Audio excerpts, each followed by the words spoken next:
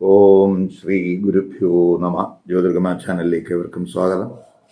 ഇന്ന് ഞാൻ ചർച്ച ചെയ്യുന്നത് 2025 ആഗസ്റ്റ് മാസഫലം ചിങ്ങക്കുറുകാർക്കും ചിങ്ങലഗ്നക്കാർക്കും എങ്ങനെയാകും എന്നുള്ളതിനെ പറ്റിയാണ്.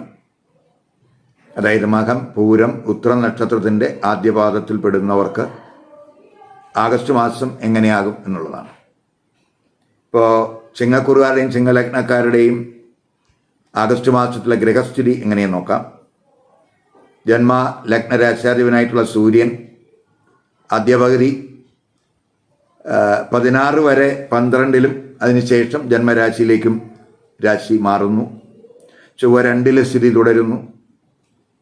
ബുധൻ 12-ൽ സഞ്ചരിക്കുന്ന സമയമാണ്. ഗുരു 11-ലുണ്ട്. ശുക്രനും 20 വരെ 11-ലാണ്. ആ ശുക്രൻ 21 മുതൽ 12-ലേക്ക് രാശി മാറുന്നു. ശനി അഷ്ടമത്തിൽ വക്രസ്ഥിതനാണ്.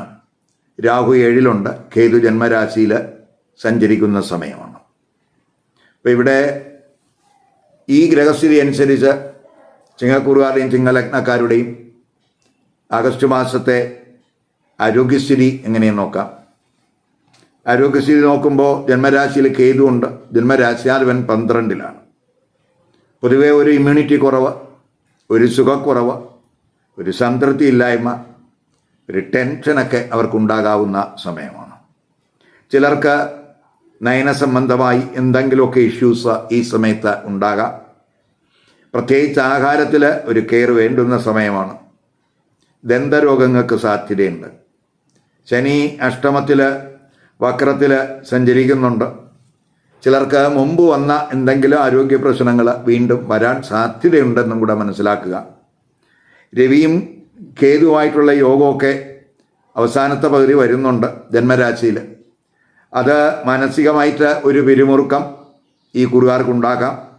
അഷ്ടമത്തിൽ ശനി, അതുപോലെ കുജൻ ഒക്കെ ദൃഷ്ടി വരുന്ന സമയമായതുകൊണ്ട് ദൂരയാത്രകളിലൊക്കെ ഡ്രൈവിങ്ങിലൊക്കെ ഒരു ശ്രദ്ധ ആവശ്യമാണ്. ഇനി നമുക്ക് ഈ കുറുകാരുടെ ഈ ലഗ്നക്കാരുടെയും തൊഴിൽ സ്ഥിതി എങ്ങനെയെന്ന് നോക്കാം. തൊഴിൽ സ്ഥിതി നോക്കുമ്പോൾ 10-ാം ഭാവാധിപനായിട്ടുള്ള ശുക്രൻ 11-ൽ സഞ്ചരിക്കുന്നുണ്ട് ആഗസ്റ്റ് 20 വരെ. അതുപോലെ 5-ാം ഭാവാധിപനായിട്ടുള്ള ഗുരുവും ആ 11-ലുണ്ട്. കർമ്മകാരങ്ങളായിട്ടുള്ള ശനി അഷ്ടമത്തിലാണെങ്കിലും വക്രത്തിൽ സഞ്ചരിക്കുകയാണ്. ആ 10-ൽ വക്രശനി ദൃഷ്ടി ചെയ്യുകയും കൂടെ ചെയ്യുന്നുണ്ട്. അപ്പം തൊഴിലിൽ ഉയർച്ചയ്ക്കും തൊഴിലിൽ മാറ്റത്തിനുമൊക്കെ സാധ്യതയുണ്ട്. തൊഴിൽ വഴിയൊക്കെ സാമ്പത്തിക നേട്ടങ്ങൾക്കും സാധ്യതയുണ്ട്. അതേസമയം തൊഴിൽ സംബന്ധമായിട്ട് നമ്മൾ എന്തെങ്കിലുമൊക്കെ തീരുമാനം എടുക്കുമ്പോൾ ശ്രദ്ധിക്കണം. ആദ്യ പകുതിയൊക്കെ ഈ സീനിയർ ഉദ്യോഗസ്ഥന്മാർ അവരെ ഈ കോൺഫിഡൻഷ്യൽ മാറ്റേഴ്സൊക്കെ കൈകാര്യം ചെയ്യുമ്പോൾ വളരെ ശ്രദ്ധിക്കേണ്ടുന്ന സമയമാണ്. അതുപോലെ ഭാവിയിൽ നടത്തേണ്ടുന്ന കാര്യങ്ങളെപ്പറ്റി വേണ്ട ഒരു തയ്യാറെടുപ്പ് ഈ സമയത്ത് ഈ കുറുകാരുടെ ഭാഗത്ത് ഉണ്ടാകണം. അതിൽ കാലതാമസം ഉണ്ടാകാൻ പാടില്ല. തൊഴിൽ അന്വേഷകരെ സംബന്ധിച്ചിടത്തോളം പൊതുവെ അനുകൂലമായിട്ടുള്ള സമയമാണ്. ആലസ്യമൊക്കെ ഒഴിവാക്കി ആത്മാർത്ഥമായിട്ടൊക്കെ വർക്ക് ചെയ്തു പോകുന്ന വിദ്യാർത്ഥികളെ സംബന്ധിച്ചിടത്തോളം അവർക്ക് നേട്ടത്തിന് സാധ്യതയുണ്ട്. ടെസ്റ്റിലും ഇൻ്റർവ്യൂകളിലുമൊക്കെ അവർക്ക് മികവ് പുലർത്താൻ കഴിയും.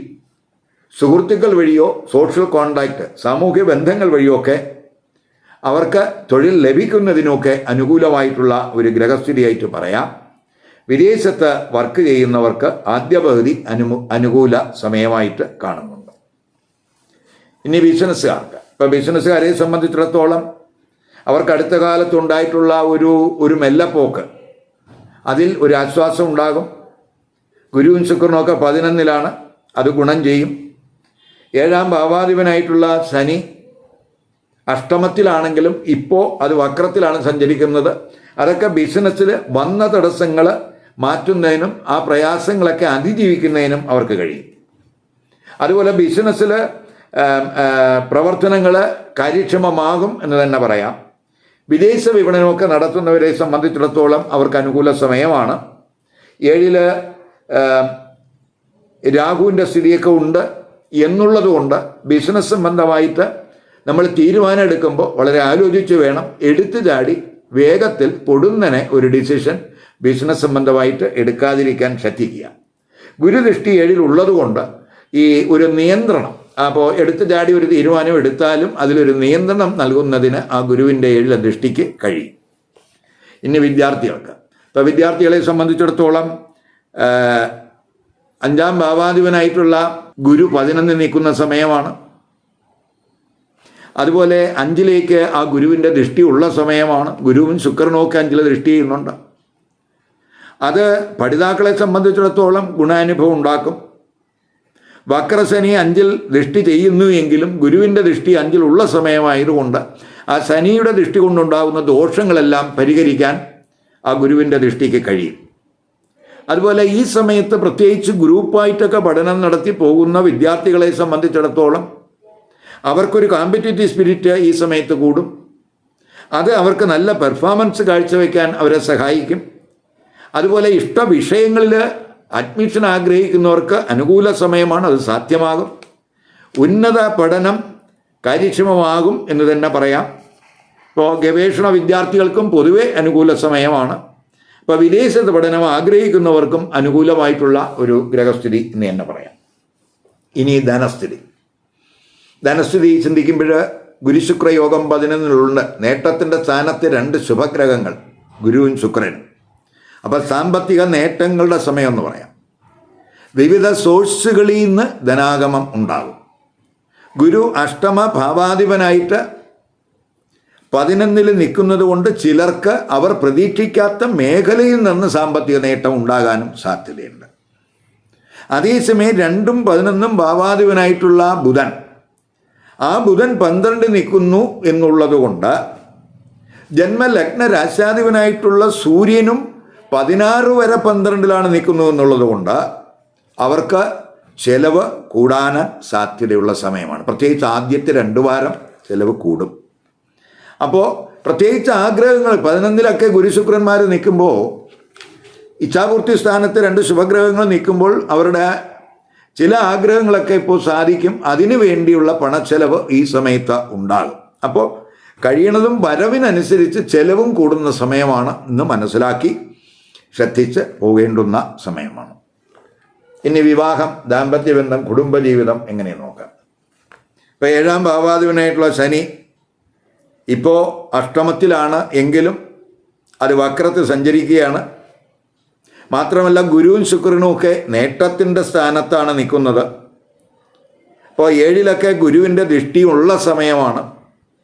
അപ്പോൾ വിവാഹ ആലോചനകൾ വരുന്ന സമയമാണ്. വിവാഹ ആലോചനകളിൽ വന്ന തടസ്സങ്ങളൊക്കെ മാറുന്ന സമയമാണ്. അതേസമയം 7 രാഹു ഉള്ള സമയമായതുകൊണ്ട് ജീവിത പങ്കാളിയെ സെലക്ട് ചെയ്യുന്നതിൽ ഒരു കൺഫ്യൂഷൻ അവർക്കുണ്ടാകാം. അവിടെ ഒരു കെയർ വേണം. ഇനി കമിതാക്കളെ സംബന്ധിച്ചിടത്തോളം പൊതുവെ അനുകൂല സമയമാണ്. ഗുരു ശുക്രന്മാർ 5 ദൃഷ്ടി ചെയ്യുന്ന സമയമാണ്. 5-ാം ഭാവാധിപനായിട്ടുള്ള ഗുരു 5 തന്നെ ദൃഷ്ടി ചെയ്യുന്നു. അതൊക്കെ പ്രണയബന്ധം സ്മൂത്താക്കും. അവിടെ ശനിയുടെയൊക്കെ ദൃഷ്ടി ഉണ്ട് എങ്കിലും ഗുരുവിൻ്റെയും ശുക്രൻ്റെയൊക്കെ ദൃഷ്ടി 5 ഉള്ള സമയമായതുകൊണ്ട് പ്രണയബന്ധം സുഗമമാകും എന്ന് തന്നെ പറയാം. വക്രശനി 5 ദൃഷ്ടി ചെയ്യുന്നത് വലിയ പ്രോബ്ലം ഉണ്ടാക്കില്ല. അതേസമയം ഈ ചെറിയ തെറ്റിദ്ധാരണകൾ ചിലപ്പോൾ ഈ കമിതാക്കൾക്കിടയിൽ ഉണ്ടാകാം. അത് അഡ്ജസ്റ്റ് ചെയ്ത് പോകാവുന്നതാണ്. ദാമ്പത്യ ബന്ധത്തിലെ പ്രശ്നങ്ങളൊക്കെ പൊതുവെ പരിഹരിക്കാനാകും. സന്തോഷ അനുഭവങ്ങളൊക്കെ ഉണ്ടാകും. 8 കുജൻ്റെയൊക്കെ ദൃഷ്ടി ഉള്ള സമയമാണ്. അത് ചെറിയ ടെൻഷനൊക്കെ ചിലപ്പോൾ ഈ ദമ്പതിമാർക്കിടയിൽ ഉണ്ടാക്കാം. ഗുരുവിൻ്റെ ദൃഷ്ടി 7 പൊതുവെ ഗുണം ചെയ്യും. 7 രാഹു ഉണ്ട്. അവസാനത്തെ പകുതി സൂര്യൻ്റെ ദൃഷ്ടിയൊക്കെ 7 വരുന്നുണ്ട്. അപ്പോൾ സൂര്യൻ്റെയും അതുപോലെ രാഹു കേതുക്കളുടെ ആക്സിസിലാണ് ഈ 7-ാം ഭാവം വരുന്നത് എന്നുള്ളത് കൊണ്ട് അല്പം കെയർ വേണം. എതിർലംഘക്കാരുമായിട്ടുള്ള സൗഹൃദത്തിലൊക്കെ ഒരു ശ്രദ്ധ വേണം. അവർ വഴിയൊക്കെ എന്തെങ്കിലുമൊക്കെ അപകീർത്തി അല്ലെങ്കിൽ അവഹേളനമൊക്കെ ഈ സമയത്തുണ്ടാകാം. അവിടെയും നമ്മൾ ഒരു ജാഗ്രത ഈ സമയത്ത് വേണം. കുടുംബജീവിതത്തിലോട്ട് വരുമ്പോൾ 4-ാം ഭാവാധിപനായിട്ടുള്ള ചൊവ്വ 2 4 ഗ്രഹങ്ങളുടെ ദൃഷ്ടിയില്ല. കുജൻ 2 നിൽക്കുന്നത് കൊണ്ട് നമ്മൾ സംസാരത്തിൽ അല്പം ശ്രദ്ധിക്കണം. കുടുംബാംഗങ്ങളുമായിട്ട് സംസാരിക്കുമ്പോൾ ഒരു സംയമനമൊക്കെ വേണം, ഒരു കെയർ വേണം. പിടിവാശിയൊക്കെ കുറയ്ക്കണം. അതുപോലെ സംയമനമൊക്കെ പാലിച്ച് പോകുന്നവർക്ക് കുടുംബത്തിലെ പ്രശ്നങ്ങൾ പരിഹരിച്ച് പോകാൻ കഴിയും. ആഗസ്റ്റ് 8, 9, 12, 13, 21, 22 ഈ തീയതികൾ ഈ കൂറുകാരെ സംബന്ധിച്ചിടത്തോളം അനുകൂല ദിവസങ്ങളല്ല. അതുകൊണ്ട് ഈ ദിവസങ്ങളിൽ ശുഭകർമ്മങ്ങൾ ഒഴിവാക്കാൻ ശ്രദ്ധിക്കണം. പുതിയ എന്തെങ്കിലും സംരംഭങ്ങൾ തുടങ്ങാൻ ആഗ്രഹിക്കുന്നവരും ഈ ദിവസങ്ങളിൽ അത് ഒഴിവാക്കണം. അതുപോലെ ജീവിതത്തിൽ നമ്മൾ പ്രധാനപ്പെട്ട എന്തെങ്കിലും തീരുമാനങ്ങൾ എടുക്കുന്നെങ്കിൽ അതും ഈ ദിവസങ്ങളിൽ ആകാതിരിക്കാൻ ശ്രദ്ധിക്കണം. ഇവിടെ ഞാൻ പറഞ്ഞതെല്ലാം ചിങ്ങക്കൂറുകാരുടെയും ചിങ്ങ ലഗ്നക്കാരുടെയും ഫലമാണ്. അപ്പോൾ ഏത് നക്ഷത്രത്തിൽ ജനിച്ചവരായാലും അവർക്ക് ചിങ്ങലഗ്നം വന്നിട്ടുണ്ടെങ്കിൽ അവരുടെ നക്ഷത്രഫലത്തിൽ ഈ ചിങ്ങലഗ്നത്തിൻ്റെ ഫലവും കൂടെ ബാധകമാകും എന്നും കൂടെ മനസ്സിലാക്കുക. ഇപ്പോൾ ഈ ചിങ്ങക്കൂറിൽ പെടുന്ന നക്ഷത്രക്കാർക്ക് ചിങ്ങലഗ്നമാണ് വന്നിട്ടുള്ളതെങ്കിൽ തീർച്ചയായിട്ടും ഈ പൊതുഫലത്തിൽ വ്യത്യാസം വരില്ല. മറിച്ച് ചിങ്ങക്കൂറിൽ പെടുന്ന നക്ഷത്രക്കാർക്ക് ചിങ്ങലഗ്നമല്ലാതെ മറ്റു ലഗ്നരാശികളാണ് വരുന്നത് വന്നിട്ടുള്ളതെങ്കിൽ അവർ ഈ കൂറിൻ്റെ ഫലത്തോടൊപ്പം ആ ലഗ്നരാശി ഏതാണെന്ന് മനസ്സിലാക്കി ആ ലഗ്നരാശിയുമായിട്ട് ബന്ധപ്പെട്ട് പറയുന്ന ഫലവും കൂടെ ഈ കൂറിൻ്റെ ഫലത്തോടൊപ്പം കമ്പൈൻ ചെയ്ത് കേൾക്കുകയാണെങ്കിൽ മാത്രമേ അവർക്ക് ആഗസ്റ്റ് മാസത്തിലെ പൊതുഫലത്തിൻ്റെ ഒരു കൃത്യചിത്രം കിട്ടുകയുള്ളൂ. അപ്പോൾ അതുകൊണ്ട് അവരെ പ്രത്യേകിച്ച് നമ്മൾ മനസ്സിലാക്കേണ്ടത് കൂറിൻ്റെ ഫലത്തേക്കാൾ കൂടുതൽ സൂക്ഷ്മത എന്ന് പറയുന്നത്, കൂടുതൽ കൃത്യത എന്ന് പറയുന്നത് ഈ ലഗ്നഫലത്തിലാണ്. അപ്പോൾ ഈ കൂറിലെ നക്ഷത്രക്കാർ ഏത് ലഗ്നത്തിൽ വന്നിട്ടുള്ളവരാണെന്ന് നോക്കി ആ ലഗ്നരാശിയുമായിട്ട് ബന്ധപ്പെട്ട് പറയുന്ന ഫലം ഇതിനോടൊപ്പം കേൾക്കാൻ ശ്രമിക്കുക. ഈ വീഡിയോ ഇഷ്ടപ്പെട്ടുവെങ്കിൽ ലൈക്ക് ചെയ്യുക, ഷെയർ ചെയ്യുക. അതുപോലെ സബ്സ്ക്രൈബ് ചെയ്യാത്തവർ സബ്സ്ക്രൈബ് ചെയ്ത് കാണുക. മറ്റൊരു പുതിയ വിഷയമായി അടുത്ത വീഡിയോയിൽ കാണാം. നമസ്കാരം.